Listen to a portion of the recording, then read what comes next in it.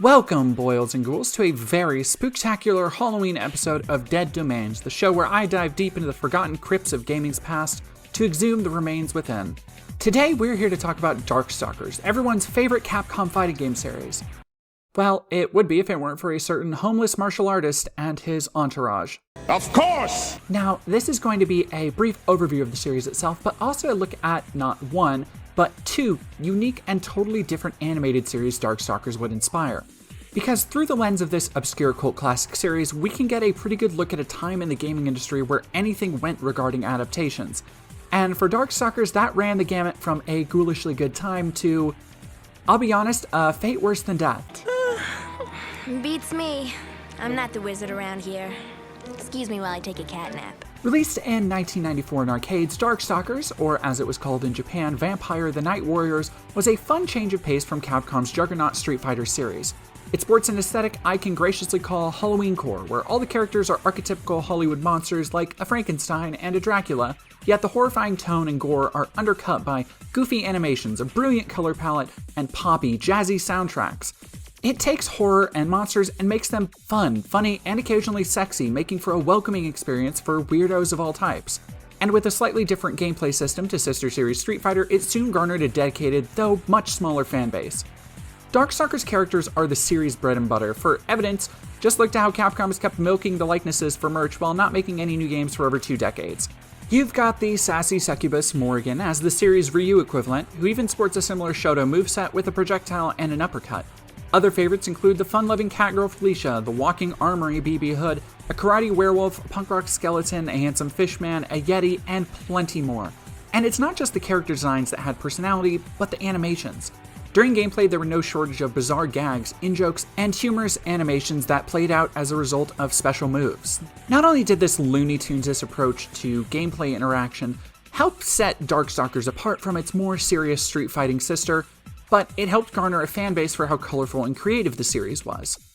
Now, like Street Fighter, the Darkstalkers series features a variety of iterations, direct sequels, and half-sequels in the style of Street Fighter II, Street Fighter II Turbo, Street Fighter II Championship, and so on.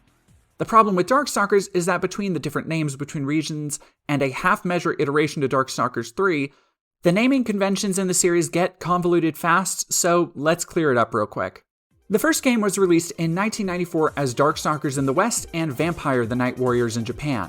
A follow-up titled Night Warriors Darkstalkers Revenge in the US and Vampire Hunter Darkstalkers Revenge in Japan was released the following year. Already you can see why people might get confused on the series' history, as neither title specifically states it's a sequel, and they've started mixing names like Vampire Hunter Darkstalkers Revenge in Japan, when the first game didn't have Darkstalkers in the name at all in that region. Well, just buckle up because it gets worse. While Darkstalkers 3 was released in 1997 as just Darkstalkers 3 in the USA, it was advertised in arcade flyers before release as Vampire Savior World of Darkness, the first time the Vampire name and Vampire Savior subname were used for Western branding. In Japan, the third main Darkstalkers entry was titled Vampire Savior Lord of Vampire, so when you hear fighting game nerds talk about Vampire Savior, you know what they're talking about, for the most part. Except you don't, because later in 1997, Vampire Savior got not one, but 2 different simultaneous arcade updates, both featuring different subtitles, yet both under the name Vampire Savior 2. Vampire Savior 2, the third game in the Darkstalkers series. One Vampire Savior 2 was called Vampire Savior 2 Darkstalkers Revenge. The name subtitle, used for Darkstalkers 2 in Japan, called Vampire Hunter Darkstalkers Revenge, so named because it used the roster from that game with the gameplay of Darkstalkers 3. The second Vampire Savior 2 was called Vampire Savior 2 Lord of Vampire, which is different from Vampire Savior Lord of Vampire because it removes several characters and adds new ones, including characters from the second game. The definitive, seemingly, version of Vampire Savior would come in 2005 with the PSP release of Darkstalker Chronicles: The Chaos Tower, which featured all franchise characters in Vampire Savior's gameplay and the ability to switch between gameplay styles. All versions of the game are also included in the 2022 Capcom Fighting Collection, which also marked the first time Vampire Hunter 2 and Vampire Savior 2, including their various updates, were officially released in the US. Now, while Darkstalkers is a fairly loved series for its unique gameplay and art design, it came out in an incredibly crowded market for fighting games. As I covered in my video on Marvel vs. Capcom, the 90s were a quickly iterating space for the genre, And while Darkstalkers was a memorable and fun series, by the time of Darkstalkers 3 in 1997, it was beginning to feel dated. But that didn't stop Capcom and others from trying to capitalize on the series' recognizable characters. But first, let's back up, because like Capcom's approach to Darkstalkers' various iterations and arcade versions, Darkstalkers was following in the footsteps of Street Fighter II when it came to adaptations. In 1995, Street Fighter II, the animated movie, was released and was a theatrical success.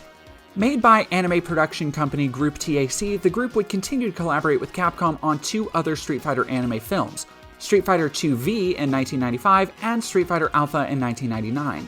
They would later collaborate on other Capcom properties like a Beautiful Joe anime in 2004. Seeking similar success, Capcom began production on a Darkstalkers limited anime series called an OVA. OVA are often direct-to-video anime that don't see wide release in theaters or television before coming out and were common in the 1990s. The anime, titled Night Warriors Darkstalkers Revenge, released from 1997 to 1998 and consists of 4 episodes that basically make up a 2-hour-plus film when put together. It's also made by Madhouse, an anime production company that had a hand in making one of my all-time favorite movies, Satoshi Kon's Perfect Blue. I kind of want to take this chance to look at the weird way companies were first starting to expand the world of video games with anime during the 90s. Video game companies were definitely nowhere near being taken seriously as a medium for storytelling, but they were making money and production houses took notice for film adaptations. Oddly enough, it seemed like fighting games, which generally featured sparse storytelling, were preferred to adapt at the time. Western examples of this include Street Fighter, Double Dragon, and Mortal Kombat live-action films. In Japan, though, there were more fighting game anime adaptations than just Street Fighter and Darkstalkers. A lot more. SNK actually had even more anime than Capcom. The Fatal Fury series had several anime from 92 to 94, Art of Fighting in 1993, Samurai Showdown in 1994, and an OVA in 1999. Sega's Virtua Fighter had a series in 1995, Tekken got an OVA in 1998, and Power Stone had one in 1999. Many of these games were far from the well-established world with interconnected characters and lore many gamers know today. But that didn't stop nearly every major fighting franchise getting its own dedicated animated spin-off. There were other OVAs from video games like Fire Emblem in 1996, Mega Man in 1993, Ninja Gaiden in 1991, and Panzer Dragoon in 1996. It was a big time for adaptation, apparently. Anyway, back to the anime. Night Warriors Darkstalkers Revenge is, frankly, better than it has any right to be, and aside from some comics that would come decades later, is the best exploration of the worlds of these characters. It feels in lockstep with the colorful world of the games, with fantastic gothic framing to some scenes while still indulging in over-the-top elements like the zombie rock star. The soundtrack ranges from what sound like Castlevania B-sides to jazzy pop and rock that feel perfect for the brand. The anime opens by setting the tone with some fun, good horror, focusing on the vampire lord Dimitri plotting his revenge on the demon world and against Morgan Ainsland. We soon see that the series primarily consists of vignettes focusing on a few characters as they cross paths with others on their way to a showdown with the big alien bad guy Pyron. Right after Dimitri, we get a good look at Morrigan, who is styled in the anime as an impulsive leader reticent to take her rightful place. Also plotting about is the overly stoic Donovan, the vampire hunter, and his ward Anita, and while their story is thematically the most interesting, it drags a lot because they just don't have a lot of personality between them. Donovan, as someone with demonic blood who hunts demons down, finds himself at odds with a religious sect which explores some ideas about persecution and power in religion that allows this series to sit comfortably next to the Castlevania and Devil May Cry anime, which is more interesting than it sounds, and if you cut half of the Donovan stuff, the narrative would be better for it. But soon enough, we get plenty of other characters like the feline pop star Felicia, the sassy Jiangxi, Xian Ko, wandering ghost samurai Bishamon, and others. The thing I love about Darkstalkers OVA is that every character gets their unique chance to shine, and the well-animated fight scenes prioritize showing off the characters' iconic moves and poses in a way that live-action adaptations just couldn't get away with. Also, the VO for Bishamon is top-tier badassery. Check this out. A blade of the dark.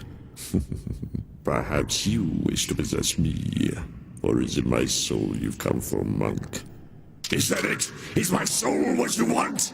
Come, let us see which of the two swords is the stronger. Let us see who covers whom in the other's blood first. If there's one main criticism, I'd say it's a little too long. I can definitely appreciate the slower pace to a more gothic and horror-focused series, but the series isn't able to keep a balance between the individual stories of the Darkstalkers and the larger plot foisting them into each other's paths. The result is a fun if occasionally lackluster time intended primarily for series diehards that likely won't appeal to many casual anime fans. But it's honestly a small complaint given what's achieved here. This is a hell of an adaptation, bringing all of the larger-than-life characters and style to a well-animated show that might drag sometimes, but is entertaining throughout, especially for series fans. Has me curious to see how other anime adaptations at the time fared, because I'd definitely be interested if the quality here is any indication. So, if this middling yet fun anime adaptation of Darkstalkers represents the good, let's talk about the bad and the ugly. Japanese animation wasn't the only place animation studios saw dollar signs, which brings us to Darkstalkers the animated series and the awful glut of American cartoons made based on 90s fighting games. From 1993 to 1996, there were 3 big fighting games that got turned into Saturday morning cartoon shows, and looking at the colorful casts of games like Street Fighter and Mortal Kombat, it's not hard to see why. Other gaming properties had already been adapted, like Sonic, Zelda, and of course the Super Mario Bros. Super Show. In America, remember this was just after the seismic shift of cross-marketed toy and cartoon lines brought about by brands like G.I. Joe, Transformers, and especially Teenage Mutant Ninja Turtles. Everybody wanted the next big brand. And while history hasn't been especially kind to some of those series, they at least had a baseline of quality for the most part. The same can't be said for these fighting game series. First up is the Street Fighter animated series, which aired for 2 13-episode seasons. In a bizarre pseudo-crossover, it would air as part of a combined programming block with Mortal Kombat Defenders of the Realm as part of USA Network's Animation Extreme Team programming hour. Street Fighter follows Guile as he leads a totally not knockoff G.I. Joe team against M. Bison and is very obviously influenced by the movie. It's not very good, and the animation feels like a knockoff of X-Men and the Spider-Man animated series. Mortal Kombat, however, fared a little bit better. Interestingly, Mortal Kombat actually had some decent voice actors, including Clancy Brown as Raiden and Ron Perlman as Stryker. If Scorpion holds up in his burial fort, we'll be able to keep him pinned down there. Not so simple. I'll explain on the way. Of the 3 animated series I'm talking about today, I think Mortal Kombat has aged the best. The show went for a slightly Bruce Timm, Batman the Animated Series inspired look, and as a result, the whole thing has a cohesive and simple style that adapts the character designs well. The animation isn't half bad for the most part, and the writers even try to insert social issues and depth to the characters, like this kind of awkward scene where Jax confides in Sonya about his insecurities growing up as an overweight kid. Look, if I tell you, you gotta promise never, I mean never, to tell another living soul. Hey, you got it, bro. When I was a kid, 8, 9 years old, I was fat. I don't mean just a little pudgy either. I'm talking fat, like the fattest kid in school. That's big. It's not groundbreaking television and is derivative of other better shows, but it's honestly better than Street Fighter and Darkstalkers. While ranging from just okay to poor, these series have a few things in common. They both neatly tie into the Hollywood films that were relevant around the same time, and as such, managed to stay relatively true to their source material. The same cannot be said for Darkstalkers.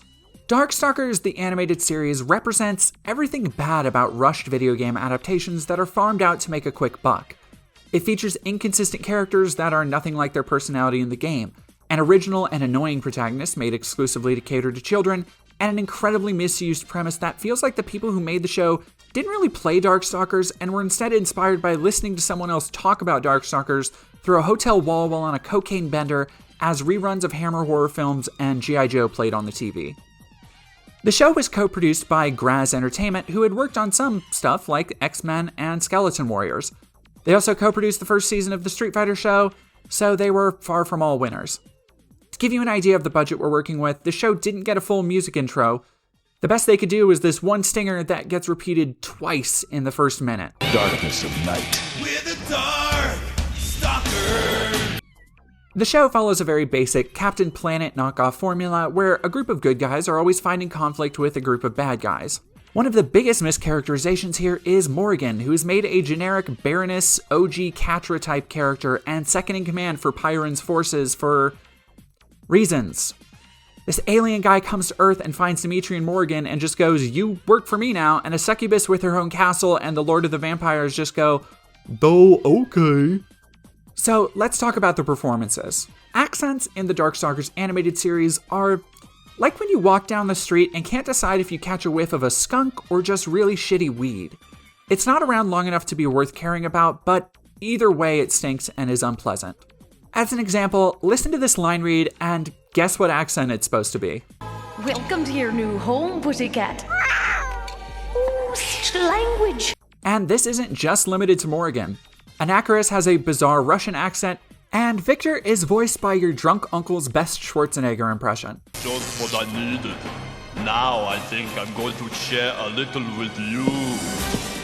Lord Raptor's VO does reprise his role from the Darkstalkers OVA and does an okay job with an assortment of cheesy one-liners, but the poor writing makes even the most average performance here seem awful. And then this putz rolls onto the scene at 17 minutes in to bury any remaining goodwill a young fan of Darkstalkers might have had towards this abomination in the 90s. This character is Marty? Chuck? Greg? Matt? This is your designated OC stand-in and apparently a descendant of Merlin, which somehow makes this child an honorary Darkstalker fit to fight alongside Frankensteins and Catgirls. Darkstalkers is the kind of show that has an active disdain for children. You can practically feel the writers' contempt for their jobs writing this pile of shit when they just want to be working on a sitcom or film treatments. The characters are stupid, the situations thinly justified, the solutions near nonsensical, and what can loosely be called attempts at humor would be eye-rolling to most first graders, I think. The OC Kid character is a perfect example of why the show doesn't work, because it doesn't care that it's taking this unique world of monsters and misfits and making it as palatable and generic as possible. Which is more of a conceptual issue with taking this dark and sexy world with succubi and nude catgirls and turning them into a cartoon aimed at 4-year-olds. Felicia becomes the de facto partner to the main character. Not a bad choice, and she seems very Jubilee-coded. She kind of becomes Harry's main sidekick or friend, which is weird. This child with this full-grown naked cat person also brings up a litany of questions like when they're traveling together. Where are his parents? Is she pretending to be his mom? Is this what human trafficking looks like? There are other oddly horny moments, like who wrote that this succubus should be ever directing interactly with this small child? This is exactly the kind of stranger danger that would end up getting praised on Fox News. I mean that in the worst way possible. 8-year-old math teacher in California was once named Teacher of the Year, and I support that, was arrested and booked into jail for allegedly having sex with a 16-year-old male student. She's posted bail, but this is what bothers me. Why did that she had sex with a student? No, that she went to jail for it. But lapses in logic have nothing on the lapses in animation quality you'll see here. The Darkstalkers animated series exists in a realm where things like faces and bodies are permanently malleable and shapeless. Slowing down any part of the animation reveals just how shoddy a production this was, with body parts suddenly looking like they're trying to escape from their owners, characters standing on top of or in front of objects that should be behind them, and constantly changing differences in size between characters. Eyeballs in particular seem to fight a constant losing battle against the flesh that holds them, as if the animations themselves are trying to tear themselves apart to escape their never-ending celluloid nightmare. The snowman also never seems to be looking in the right direction. Animation, unsurprisingly, seems to be reused throughout, which probably explains why there are tons of times dialogue doesn't match mouth animation. There are the most basic inconsistencies like this staging error. Look at how Harry is obviously in front of Donovan, and then look at the very next shot. And I'm not being picky, these are just the ones I noticed from watching some of these episodes for the first time. Even aside from the generic premise, this show is terribly plotted. Main episode conflicts are flimsy, the characters are needlessly goofy and unlikable, and almost none of them have enough personality that you'd be able to tell them apart if it weren't for the iconic designs. The series starts by talking about creatures of the night and horror monsters that evoke fear and intimidation, yet the main antagonists are doofuses that Cobra Commander and Skeletor would call bullshit on for being so inept. Dimitri, Last Lord of the Vampires, remember this guy? This guy fucks. Well, I just look like I fuck. You know what I mean? Mm-hmm. I look like I fuck. And that's the vibe I like to put out there. This guy isn't that. There are moments that approach interesting, like a Scooby-Doo knockoff episode where Felicia and Harry search an abandoned castle for their friends while being hunted, but it's undone by the ineptitude of the presentation and poor characterization. Honestly, taking the vivid, colorful, gothic style of Darkstalkers and putting it into a Saturday morning cartoon on paper sounds awesome, even considering toning down sex symbols like Morgan and Felicia. It could even call to mind other Gothic animated series from the time like Gargoyles and even Batman, both of which had memorable characters, solid writing, good art design. But Darkstalkers has none of these things. It's no wonder it died after one season and lives in obscurity like the other short-lived video game animated series. This was never made because someone saw the potential in the stories of the Darkstalkers, but because somebody wanted another TV time slot filled and another cheap toy line on shelves. I don't think anyone involved cared about this thing, and it really shows in the final product. This adaptation is indicative of a phenomenon we're just starting to get away from with gaming adaptations today. After 20 plus years of games and live action movies, I feel like studios could have saved a lot of time, effort, and heartache if they just looked to animated series for the lessons on what not to do. And if they didn't hire Uwe Boll so much. But unfortunately, while studios are getting closer to more faithful video game adaptations, Darkstalkers is nowhere to be seen even in the video game space. While Vampire Saviors still has fervent followers at gatherings like EVO, the series has been MIA since a mysterious Darkstalkers Aren't Dead message in 2011. Well, MIA kind of. For an entire generation of Capcom fighting fans, characters like Morgan and Felicia are iconic, and as a result, Capcom has continued to use their likeness for merch and DLC crossovers like Street Fighter and Dead Rising. The Darkstalkers have been featured in various games over the years, mostly as reused sprites like seen in Marvel vs. Capcom 1 and 2 and Capcom Fighting Evolution. They made up half the roster for classic puzzle game Super Puzzle Fighter 2, and they were also major players in Super Gem Fighter. Capcom hasn't necessarily forgotten about Darkstalkers. Udon Comics has also tried to keep the franchise alive with a variety of comic books, including a series in 2004, a Street Fighter vs. Darkstalkers crossover series in 2017, and most recently a series of one-shots focusing on characters like Morgan, Dimitri, Felicia, and Cienko that have been releasing since 2022. But aside from scant reappearances, this fan-favorite franchise remains dormant. Every few years we might get a remaster, but that's far from the resurrection these ghouls deserve. The world and style of Darkstalkers remains unlike anything else in fighting games, and with the fast-paced gameplay and memorable characters, it's no mystery why fans still flock to these games decades later. Here's hoping that Capcom will make good on Darkstalkers not being dead sooner than later, and give fans the resurgence they deserve. Or hell, even a Netflix series, even Dragon's Dogma got one of those. Hello everybody, and thank you for watching this very latest Dead Domains. Covering Darkstalkers and particularly their various animated series has been something I've wanted to dive into for a while, and Halloween afforded the absolutely perfect time, so I want to thank all of my patrons for allowing me to take the time and cover these topics in depth like I love doing. Darkstalkers has been one of my favorite franchises forever, and I'm so glad to be able to celebrate it this year with videos like this and also my Morgan cosplay, which you've probably seen if you follow me on Twitter or Instagram.